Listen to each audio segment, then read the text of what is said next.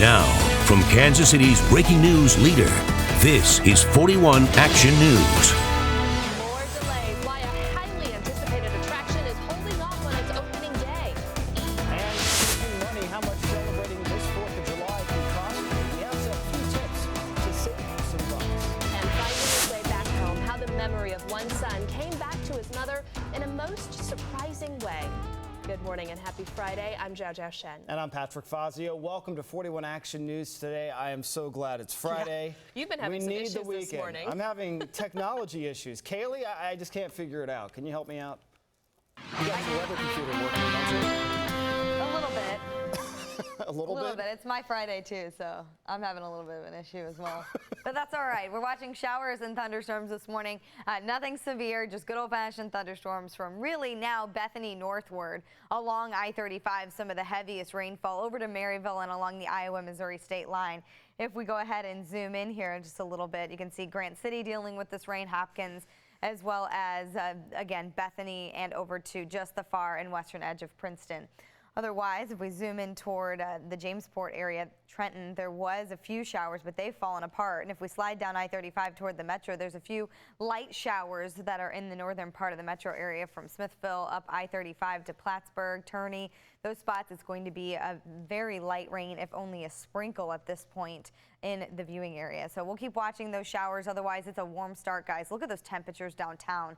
78 degrees right now. Holy. 75 in Chillicothe, and it's going to be a warm one again this afternoon. We'll talk about that coming up. All right, Kaylee, thank you. Now for an update. It seems thrill seekers, well, you're just going to have to wait a little bit longer. The world's tallest water slide will not open as planned on Sunday. Yesterday, SkyTracker here flew above the park as Schlitterbahn tested the Verut slide. This is just the latest in a number of delays opening this slide. The park had originally planned to open it around Memorial Day. Well, now, no word on exactly when the slide will be ready for riders. We'll let you know, though. New this morning, the KSHB-TV is investigating a reported burglary at a downtown costume shop. Late last night, police say a suspect busted inside the cashew at 20th Street and Grand Boulevard. The suspect reportedly dressed himself in a costume and then ran from the scene. A witness posted this photo on her Twitter with a caption saying, "Big Bird is down. The suspect is now in custody." Well, the reward for a missing Kansas boy is up to $100,000. Yesterday, authorities doubled the reward for Adam Herman. This is an age-progressed photo of what Adam might look like now. He disappeared from his home outside Wichita in 1999, but he wasn't reported missing until 2008. A court convicted his adoptive parents in 2011 for continuing to get adoption subsidies after Adam disappeared. Happening today, friends and family will remember Brandon Dean. Dean was the victim of a shooting at 39th in Indiana earlier this week. HOC Moms Group is holding a vigil in his honor at 6 o'clock tonight. It'll be held at the Central High School football field. Well, the April shootings at the Jewish Community Center now inspiring a first for the Kansas City Metro. Yeah, the National Brady campaign to prevent gun violence is starting a chapter here this week. The group focuses on gun safety education and advocates for issues like stronger background checks. One of the founders of the local chapter was at the Jewish Community Center on the day of the shootings and said the event made him decide he needed to get involved. We tend to be blithe about it, not thinking it's going to affect us, but obviously it's happening here just as it's happening elsewhere in the country. He says two other groups dedicated to ending gun violence recently launched, and that gives him hope for more gun safety awareness. Meanwhile, the family of two people killed in those shootings is honoring them in a way that a lot of people probably would not expect.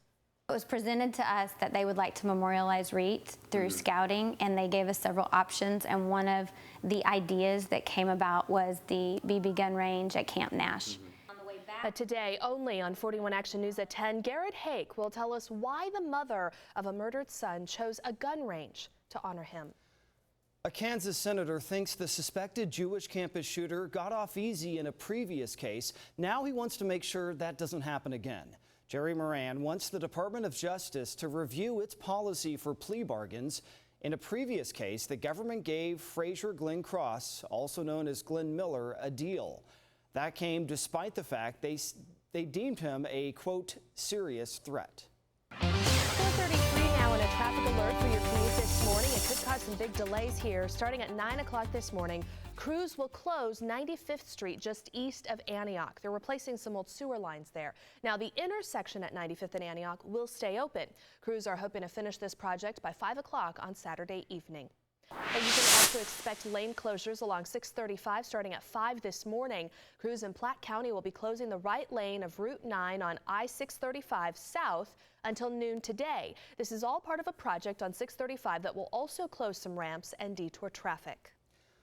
Time now is 4:34, and students in Kansas City schools will have a new schedule this fall. Yep, some will go earlier, some will go later than they have been going. KCPS says the new start and end times will allow them to make certain reductions while providing more money to help get its accreditation back.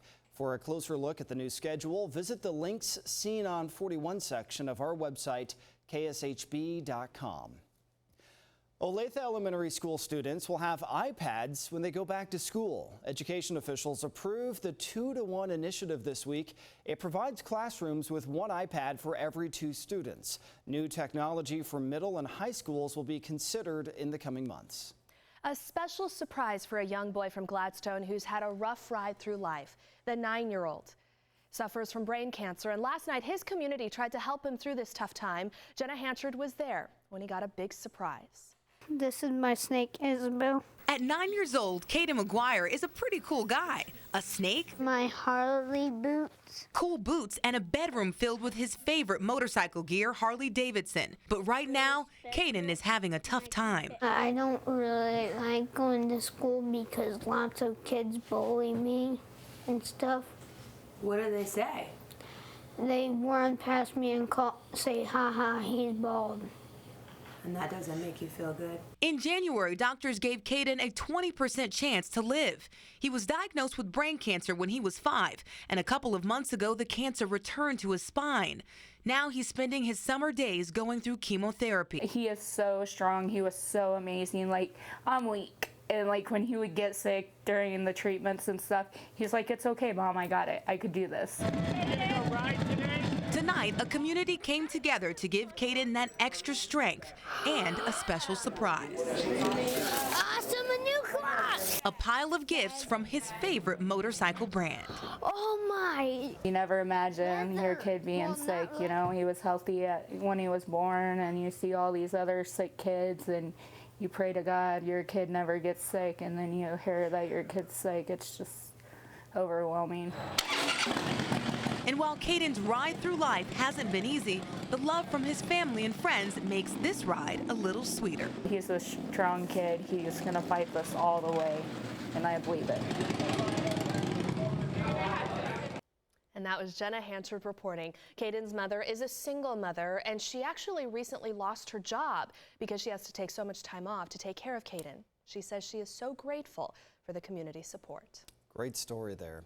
Well, draft decisions, the 2 teams that the 2 Kaden basketball players will play for next. And game on, the place planning for the next World Cup watch party. And we have been watching showers and thunderstorms moving through the area this morning. Where are they now, and what can we expect for the rest of the day? That's after this. You're watching 41 Action News today with Patrick Fazio, Zhao Zhao Shin, and your forecast with Kaylee Dion, Kansas City's weather leader. Thanks for watching 41 Action News.